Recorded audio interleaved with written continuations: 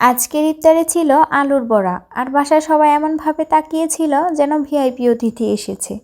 কুচি করে আলু মেখে বড়া বানানোর সময় মনে হচ্ছিল এইবার অনেক বানাচ্ছি, আজ কেউ অভিযোগ করতে পারবে না। কিন্তু ইফতারের 5 মিনিট পর প্লেট দেখে মনে হলো এই বড়াগুলো কি হাওয়ায় উড়ে গেল নাকি। তেলে ছাড়তে এমন চড়চড় শব্দ করছিল, মনে হচ্ছিল বড়াগুলো নিজেরাই ঘোষণা দিচ্ছে, প্রস্তুত হও, আমরা আসছি। প্লেটে সুন্দর করে সাজিয়ে ভাবলাম একটা ছবি তুলি, কিন্তু ছবি তোলার আগেই এক কোণা ফাঁকা। কে নিল? সবাই চুপ। মনে হচ্ছে আলুর বড়াতে এখন থেকে সিসিটিভি লাগাতে হবে।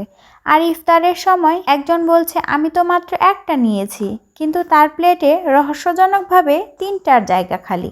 সবচেয়ে মজার ব্যাপার, বানানোর সময় মনে হয় অনেক হয়েছে, খাওয়ার সময় মনে হয় আরও বানালে ভালো হতো। আজকের শিক্ষা, আলুর বড়া কখনো সংখ্যায় কম হয় না, কম হয়ে যায় আমাদের নিয়ন্ত্রণ।